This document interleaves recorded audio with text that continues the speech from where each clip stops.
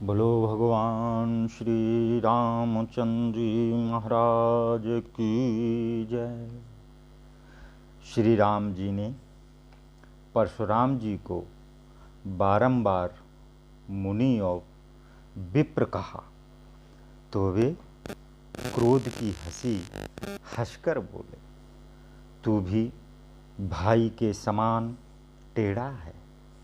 तूने मुझे निरा ब्राह्मण ही जान लिया है। मैं जैसा ब्राह्मण हूँ वैसा तुझे सुनाता हूँ।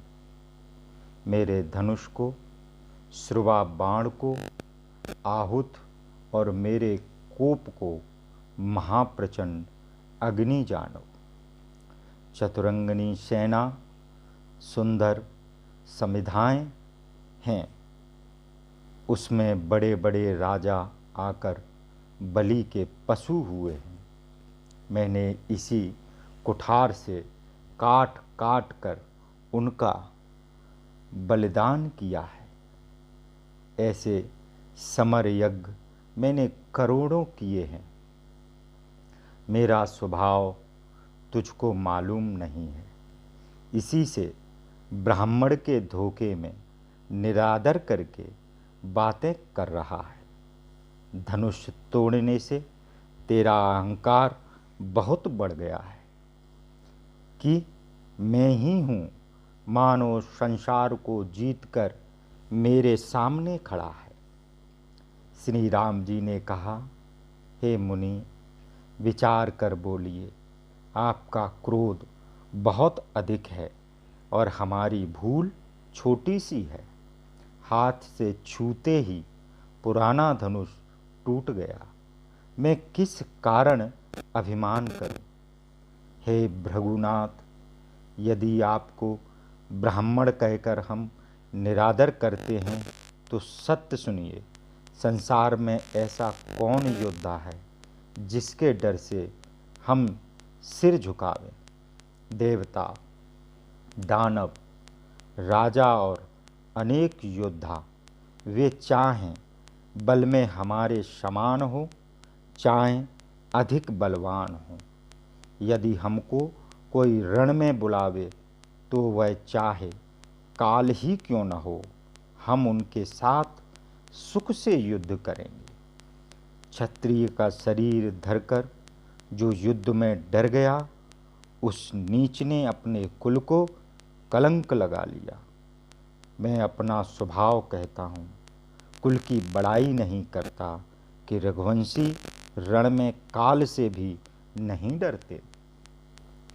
ब्राह्मण वंश की ऐसी प्रभुता है कि जो आपसे डरता है वह निर्भय हो जाता है। श्री रामचंद्र जी के ऐसे कोमल और गूढ़ वचन सुनकर परशुराम जी की बुद्धि के कपाट खुल गए और वे बोले, हे राम लक्ष्मीपति, हाथ में यह धनुष लीजिए और इसे खींचिए, जिससे मेरा संदेह मिट जाए। परशुराम जी धनुष देने लगे तो वह आप ही चला गया। तब परशुराम जी के मन में बड़ा आश्चर्य हुआ। तब परशुराम जी ने श्री रामचंद्र जी का प्रताप जान लिया। शरीर पुलकयमान और अंग प्रफुल्लित हो गए। वे हाथ जोड़कर यह वचन बोले, प्रेम हृदय में न समाता था। हे रघुवंश रूपी कमल के शूर, हे दानवों के कुल रूपी सघन वन के लिए दावाग्नि, आपकी जय हो। हे देवता, ब्राह्मण और गौ के हितकारी, आपकी जय हो। हे अभिमान, ममता, क्रोध और भ्रम को हरने वाले, हे विनयशील, दया आदि गुणों के समुद्र और वचनों की रचना में बड़े चतुर, आपकी जय हो। हे सेवकों को सुख देने वाले, सब अंगों से सुंदर और शरीर में करोड़ों कामदेवों की शोभा वाले, आपकी जय हो। एक मुख से आपकी क्या प्रशंसा करूं? हे शिवजी के मनरूपी मान सरोवर के हंस, आपकी जय हो। बिना जाने बहुत से अनुचित वचन कहे हैं, हे क्षमा के मंदिर दोनों भाई क्षमा कीजिए। हे रघुवंश के ध्वजारूप श्री राम, आपकी बारंबार जय हो। ऐसा कहकर परशुराम जी तप के लिए वन को चले। तब अपने ही अनुचित बर्ताव के डर से कायर राजा डर गए। वे जहाँ तहाँ भाग गए। देवताओं ने नगाड़े बजाए और प्रभु पर फूल बरसाने लगे। नगर के स्त्री पुरुष सब प्रसन्न हुए। उनका मोह जनित दुख दूर हो गया। बड़े आनंद के बाजे बजने लगे। सबने मनोहर मंगल साज सजाए। सुमुखी, सुनैनी और कोकिलवाणी स्त्रियां झुंड की झुंड मिलकर सुंदर गीत गाने लगीं। राजा जनक के मुख का वर्णन नहीं किया जा सकता, मानो जन्मों जन्मों की दरिद्रता ने संपदा पा ली हो।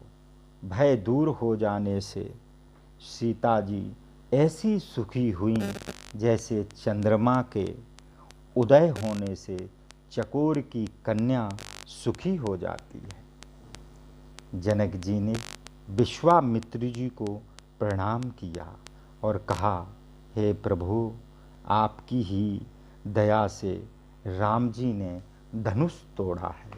मुझे दोनों भाइयों ने कृतार्थ कर दिया। हे स्वामी, अब जो उचित हो सो कहिए। मुनि ने कहा, हे चतुर राजा, सुनो, विवाह तो धनुष के अधीन था, सो धनुष टूटते ही हो गया। यह देवता, मनुष्य और नाग सबको मालूम है। तो भी तुम जाकर जैसा वंश का व्यवहार हो वैसा ब्राह्मण कुल वृद्धों तथा गुरु से पूछकर और वेदों में वर्णित जैसा आचार हो वैसा करो। जाकर अयोध्या को दूत भेजो। वे जाकर राजा दशरथ को बुला लावे। प्रसन्न होकर राजा ने कहा, हे कृपालु मुनि, बहुत अच्छा। और उसी समय दूत बुलाकर भेज दिया। फिर सब महाजन बुलाए। सबने आकर आदर से सिर नवाए। उनको आज्ञा दी कि बाजार, रास्ते, घर, देवालय, सारे नगर को चारों ओरों से